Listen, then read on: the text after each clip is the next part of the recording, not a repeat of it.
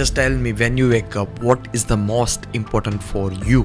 તમે જ્યારે ઉઠો છો ત્યારે સૌથી વધારે મહત્વપૂર્ણ શું વસ્તુ તમારા જીવનમાં છે?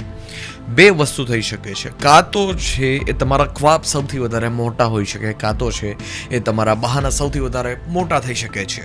આ બંને વસ્તુ એકી સાથે ચાલે છે. કાં તમારા ખ્વાબ છે એ સૌથી મોટા થઈ શકે છે, કાં તમારે બહાનાનું લિસ્ટ છે એ બહુ અતિ મોટું થઈ જશે.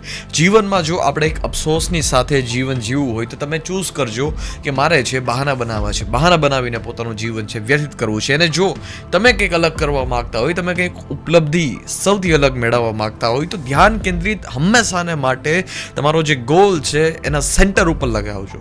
કેમ કે જો ગોલ જીવનમાં મહત્વપૂર્ણ હશે, જો લક્ષ્ય છે એ જીવનમાં મહત્વપૂર્ણ હશે તો બહાના કંઈ એટલું બધું રોલ પ્લે નહીં કરી શકે આપણા જીવનમાં. અને જો બહાના જ મહત્વપૂર્ણ હશે તો પછી કંઈ જીવનમાં વાત નહીં બને. આપણે બહાના બનાવવાનું બંધ કરી દઈએ, જેવું છે જેવું જીવન ચાલે છે એમાં આપણે રાજી રાજી કરીને જલસા કરીએ. બળવાનો માટે સંઘર્ષ છે, નબળા લોકો માટે સંઘર્ષ નથી. મોટા ભાગના લોકો છે, આ બધા જ લોકો બધી જ વસ્તુ જાણતા હોવા છતાં કમ્પ્લેન્ટ ઝોનમાં છે પોતાનું જીવન વ્યતીત કરવા માંગે. આનું રીઝન શું છે?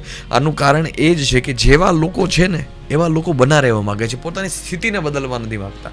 જ્યારે વ્યક્તિ પોતાની સ્થિતિને બદલે ત્યારે આસપાસનું વાતાવરણ પણ બદલાય. જ્યારે વ્યક્તિ પોતાની સ્થિતિને બદલે ત્યારે એના વિચારમાં પણ ફેરફાર આવે. પરંતુ આપણે એ વસ્તુ કરવા જ નથી માંગતા. આપણે હંમેશાની માટે એક જૂની ચેઇન છે ચલાવવા માંગીએ છીએ. આ ચેઇનને સૌથી પહેલાં તો બ્રેક કરો.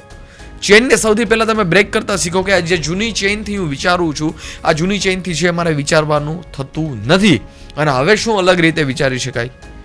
ક્યારેક એક સમય માટે કેન્દ્રિત કરો પોતાના ધ્યાનને કે જ્યારે જ્યારે તમારું મન છે કામ કરવા ઉપર ના લાગે, જ્યારે જ્યારે તમારું મન છે કામથી ભાગે, તો એક પ્રશ્ન તમારી સામે રાખો કે તમારા માટે મહત્વપૂર્ણ તમારા બહાના છે કે તમારા માટે મહત્વપૂર્ણ તમારું લક્ષ્ય છે.